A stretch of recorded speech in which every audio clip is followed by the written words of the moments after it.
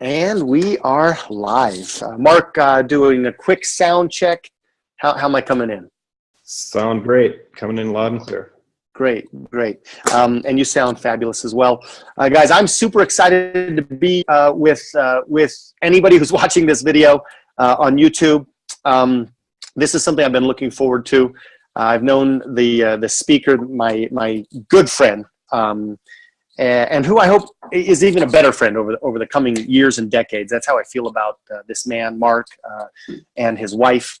But this is a reality check, and we're talking about the world of business.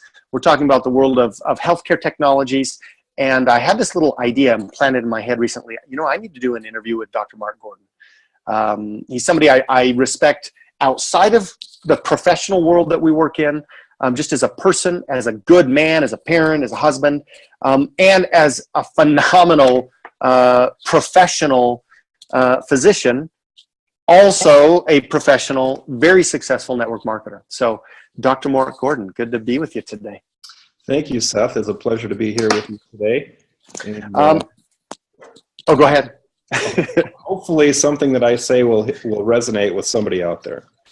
I have no doubt of it. So, Mark, tell us, first of all, a little about yourself, personally, and then maybe leading into professionally. Sure. So I was born and raised in Minnesota, grew up there, did all of my schooling in Minnesota. So I'm used to the cold. Really cold up there right now. But I've always had an interest in medicine from a very early age. And I knew basically when I was in 5th grade that I wanted to become a doctor. And got to medical school, went through all of the training and so forth, specialized in internal medicine and then finally in cardiology. And had spent some time at the National Institutes of Health that kind of helped steer me in the direction of cardiology. And I just found the heart to be fascinating and something that I could understand and was very interested in. So that kind of led me in that direction.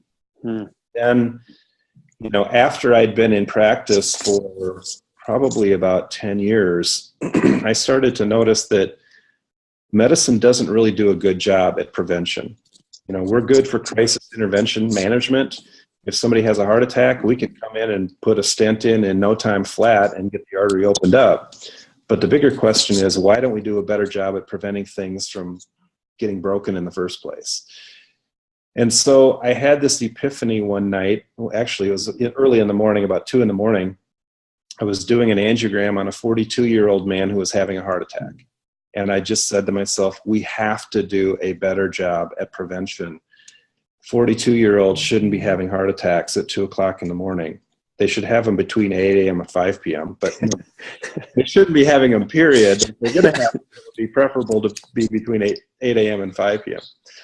But so when I had that epiphany, that's when I kind of went out and started to research what was out there for physicians to learn more about prevention. So I got involved with some conferences at the University of Arizona, and then ultimately it led me to the path of pursuing a fellowship program in anti-aging and regenerative medicine, which is a lot about prevention, a lot about nutrition, lifestyle management, supplements, and so forth. So when I first got introduced to LifeVantage, it was through the ABC News investigative report that we've all heard so much about. And the person that had forwarded that to me didn't even know I was a physician at the time. She just got my number off of a list. So she happened to call me, and I watched the ABC News investigative report, and little did she know that I was a physician interested in prevention. So that's kind of what got me started on that road with LifeVantage and Pertandem. What was it about that ABC News report that caught your attention? Well, as a cardiologist, I understood the role that oxidative stress plays in the development of cardiovascular disease. And I know that we have good medications for cholesterol and high blood pressure and so forth, but we don't really have anything that targets the oxidative stress component that leads to plaque formation and everything else. So that's probably the one thing that caught my attention. And when I watched that, I thought, this is very intriguing. They didn't have any really negative things to say, but it wasn't enough for me to jump on board. What I needed to do at that point is I needed to do my own due diligence, which I did. I went to pubmed.gov, and it's a website that I was very familiar with. As a physician, we go to that website all the time to get medical information about the latest therapies and so forth. And I went to that website and I typed in the term Protandim, and I found at the time 7 published peer-reviewed studies, and I was reading through them. And then it was the American Heart Association study that really caught my attention. And that's when I said, this stuff has to be the real thing, because the American Heart Association is not going to publish a study in their prestigious journal about snake oil. Right. Awesome. Awesome. So from that, and interestingly enough, I mean, today, as we record this, early 2017, there were 7 studies at the time on that science, and now there are on PubMed, the National Institute of Health website, National Library of Medicine, 22 studies? Correct. Yes. Yes. How significant is that to you?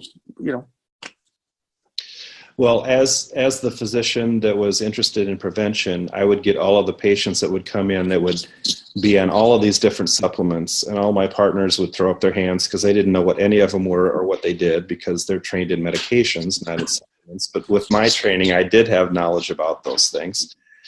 And so oftentimes patients would bring me the latest, greatest thing that they heard about from somewhere, and they would ask me to tell them what my thoughts were on it. So inevitably what I would do is I would go to PubMed and I'd type in the name of the product and I'd see what kind of studies they had. And 99% of the time they didn't have any. Mm-hmm. So that's why when I went to PubMed with Protandim, I was so pleasantly surprised when I saw that they actually did have published peer-reviewed studies. I didn't honestly expect that, but that was the one thing that really made me take a look at this and decide, this is something worthwhile. This is something I need to learn more about. So that's fascinating, by the way. Take us from, okay, this is something very different, the studies, etc. How do you get wrapped up in the business then? I mean, you're not just a consumer, you're not just taking the product, you're full-fledged doing network marketing. How does that happen? I'm the bearded lady at the circus, right? Everybody wants to go see the crazy cardiologist who's doing network marketing. So, back at the time when I was introduced to this in November of 2010, Maria Williams, who was the woman who asked me to watch the ABC News story, she didn't really know anything about me. She didn't know that my wife had just gone through surgery for breast cancer, and that I was actually looking for something to help improve our health. Mm-hmm. And so when the ABC News investigative report was shown to me, that was something that really caught my attention.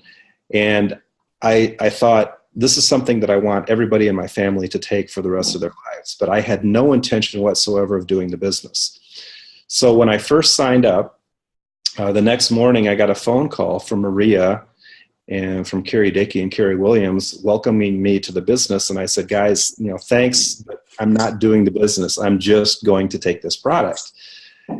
And what ended up happening was, over the next probably 2 months, I had just shared it with a few people who had some significant health issues, and they noticed dramatic improvements in things. And then in January of 2011, we were invited to go to an elite academy down in San Diego. So if you live in the northern part of the country and somebody asks you in January to go to San Diego, you usually say yes. So we said yes to get away from the cold, not really intending to earn or learn much from the elite academy. But what we came away with was, this was an amazing product. We heard Dr. McCord speak about it. We heard the top corporate people and the top distributors speak. And my wife and I at that point decided that, this is something that we could start as a plan B. And I said, we'll work hard for a year and we'll see how things go and see where we're at. So we did. We worked very hard. We came back home. We talked to everybody that we knew. We started doing meetings on a weekly basis, and it grew exponentially. And, when we saw that this is something that was real, that the money was real, that the business opportunity was real, and it was open to everybody, we started to pursue it more and more. And then after 5 years being involved with the company, I was blessed enough that we were able to have myself retire from cardiology and do this full time. And that's what I'm doing now. Wow. That's awesome. When you say, it's a good thing that conference wasn't in like, Detroit. Detroit. The conference is in Detroit. We're not having this conversation. That's right. That's right. Because if I'm not mistaken, I mean, did they fly you down to no. San Diego? No. I mean, you had to pay your way to get there. We paid our way, and we got a nice hotel to stay in when we were down there, and we just kind of used it as a mini vacation in the middle of the winter. And for those people who live in northern climates, you kind of have to do that for your own sanity. You have to go somewhere else, at least for a short time, to make it through the winter. Well, it's a good thing it wasn't in Salt Lake City. I mean, that's not known for being particularly warm. Could have turned it into a ski trip then, but okay, it was much more attractive. So you talk about, because I know some people, when they think about, doctors, I mean, healthcare professionals tend to be inundated, as you said, with products to try and network marketing products, right? Because there are a lot of network marketing products in the nutritional world. So you get involved in network marketing. How did you build your business? I mean, because you're a doctor, you're just able to plug and play, and you've got thousands of patients. I mean, I know some people think, if I could just get a doctor, and I don't think it's not really that way, right? No, in fact, because I was employed by a hospital, I was not allowed to talk to my patients about this. So the business that my wife and I built was completely outside of my medical practice. Now, that being said, there were patients of mine that wound up on the products, but it wasn't because I had actually been the person to speak with them about it. They heard about it from somebody else, but then they heard that I was an advocate for it, so that probably made it easier for them to say, yes, I want to get on board and start taking this. But we did it the old-fashioned way. We talked to family, friends, acquaintances, and enrolled people that way. We didn't enroll patients. There are some physicians who do. If they own their own practices, they can do that. But if they're employed by a hospital, chances are they can't. Right. Yeah, absolutely. So you did it the old-fashioned way, just like, the plumber or whoever, the business guy, the stay-at-home mom. Resistance to getting involved in network marketing. Did you experience any of that external resistance? Oh, absolutely. My colleagues thought that I'd lost my mind. They thought that this was crazy. Why was I doing this? This was a really bad idea. They thought that, Mark, you're above this. Why are you doing network marketing? And to go back a little bit, there was a dietitian that worked with me very closely, and she and I knew that some of my physician partners were putting some patients on supplements like fish oil and coenzyme Q10 and so forth. But unfortunately, patients would just go out to the hinterlands and buy their product, and you never knew if they were getting decent product or not. So we put together a proposal that we would sell it in the lobby of the hospital, just at a little kiosk, some high quality stuff, so we knew our patients would get the right stuff. Right. And so when we proposed that to the CEO of the hospital and to my partners, we were just shot down, and we were told that, doctors don't do that. Doctors don't sell supplements and blah, blah, blah. So I never really got buy-in from any of my partners on this. And some of them were very vocally resistant to my doing this, even though I wasn't doing it in the clinic. They just didn't like the fact that I was doing it outside of the clinic. How did you deal with that personally? Well, at some point, you just have to roll up your sleeves and have thick skin and say, it doesn't matter what they say. But there were times when it did get me down, when people that you work with and you trust and have respect for think less of you than you feel that they should. Yeah, that wears on you over time. But eventually you just have to develop thick skin and move forward and realize that they're not the ones that live your life. They're not the ones that are paying your light bill. They're not the ones that have to walk in your shoes. So you have to do what's right for you. Yeah, absolutely. Network marketing itself as a business model, unfortunately, sometimes in our industry, there's a lot of, and not just our industry. I mean, just people, right? Easier way. There's just an easier way.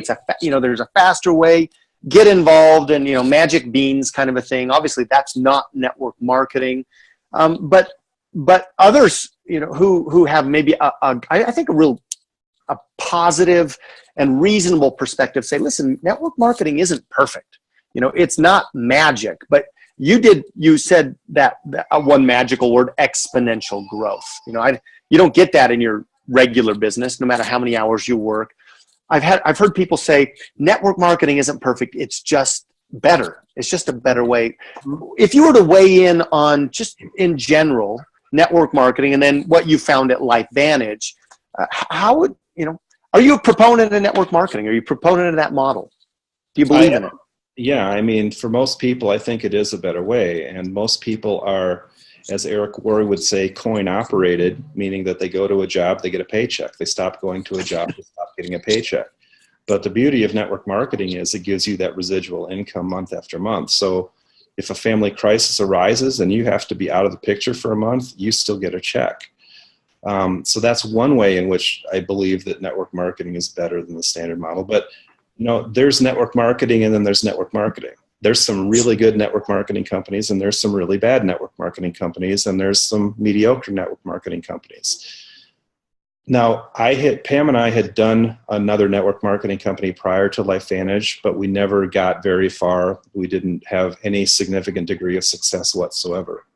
And when I look back on that experience and compare it to where we're at now with LifeVantage, there's a couple of key differences. One was the product that the other company we were in sold was expensive. It was about $150 a month for one person.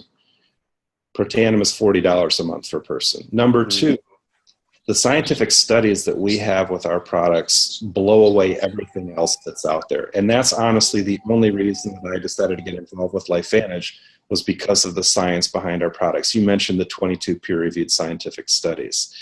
That was huge. That was a big, big deal for me. And that made me a strong believer and proponent. And I dug into the science very deeply, learned the mechanism of action of NRF2 and why that was so important and so forth. So that gave me a lot of confidence that what I was doing was indeed the right thing. And then finally, the support that we got in this company was light years ahead of what we had had in the other company. From the moment that we enrolled, we had our people on our team reaching out to us, wanting to help us, coming here to our humble little community in South Dakota to actually do meetings for us. That didn't happen in the other company. So the combination of the price point, the science, and the help that we got from our team were really the key differentiating factors between this and the other company we were in. Awesome. Last question. And this has been, I'm getting tingles right now. Just, my goosebumps are getting goosebumps. This has been awesome. I know that people who are listening to this and who are watching this are going to walk away with an incredibly insightful, inspirational perspective on what they can do with their own life. I'm a new person, or you're a new person. You're looking at LifeVantage right now. And again, keeping it in context, because this is not about Mark Gordon. It's not about you. It's not about me. It's about the person who's behind's in a seat. Maybe they're walking in their smartphone and they're watching this video right now. What's the opportunity for them? Where does this LifeVantage thing and NRF2 activation, gene, genomics, future, and the coming forth of healthcare technologies that essentially nobody knows about? Where does that leave the new person with an opportunity to have life-changing status like you? Well, first off, I would say that network marketing levels the playing field, and it doesn't matter what your background is. You could be, a cardiologist like I am. You could be an attorney, and believe it or not, we actually work together. Doctors and lawyers work together in network marketing. That is to believe. It's like a utopia, right? Right. You could be a doctor, you could be a lawyer, you could be a stay-at-home mom, you could be a plumber, you could be a construction worker. It doesn't matter. Everybody has the same opportunity, and everybody brings a different skill set to the table. Some people have the gift of gab. I don't. My wife does. Some people have a great understanding for the products like I do. Some people have a great understanding for the business model like you do. We're not all perfect. We don't have every one of the individual aspects that perhaps may make you successful. but you can have access to all of those people that are successful. So from a business standpoint, the level playing field is a huge deal, and the fact that you've got so many people to help you out that will help, that their success is distinctly tied to your success. Now, from the standpoint of the science and the products and the NRF2, nutrigenomics, or the bigger term epigenetics, is really a hot new topic in medicine and in healthcare. And we are just beginning to understand the role that not only nutritional supplements, but certain foods and certain lifestyle changes play on turning on and turning off genes in our body. So the example I like to use is this. You may have the genetic predisposition to, say, have colon cancer, and there are certain things that you can put into your body that if you do so, you're going to get colon cancer. But likewise, we now know that there are things that you can put into your body that can turn those genes off so that you don't develop the colon cancer. And that's the whole area of nutrigenomics. And that's exactly what LifeVantage is doing with their products, particularly with the NRF1 and the NRF2 products. And so NRF2, for those of you that don't know, the brief explanation is this. It's a protein that's in every cell in your body, and when it gets turned on, its job is to activate the genes that degrade and neutralize the free radicals. And the free radicals are what cause the oxidative stress. And oxidative stress is linked to hundreds of different health conditions. So you can imagine reducing oxidative stress will be a good thing. NRF2 is the key anti-aging pathway that turns on those genes that helps with that entire process. And likewise, NRF1 is another messenger protein that turns on another set of genes that help to improve the function and the number of the mitochondria, which is also critically important to the entire aging process. So with NRF1 and NRF2, it's kind of like a 1-2 punch. And in the bigger scheme of things, if you look at the medical community now, there's lots of companies that are doing studies on how some people metabolize certain drugs differently and why one drug may work better in one person than another person. Mm-hmm. That's the entire phenomenon of epigenetics and how one person deals with a particular compound in their body. And we at LifeVantage, I believe, are at the cutting edge of that with our NRF1 and our NRF2 technologies. Well, I'm excited to post this. I'm excited to call 20 of my friends, honestly, this week and say, I have something you need to listen to. And that's the beauty of network marketing. It's what you and Pam did when you came home from that event. Fortunately, it was in San Diego. I mean, fortunately. Mark, thanks so much for taking time, for being here, for educating me, for sharing your experience. And we look forward to many, many, many more years of wild success with people we have never even met yet. Thank you so much for your time, Seth. I appreciate it. Thanks. We're going to hit the stop button right now. All right.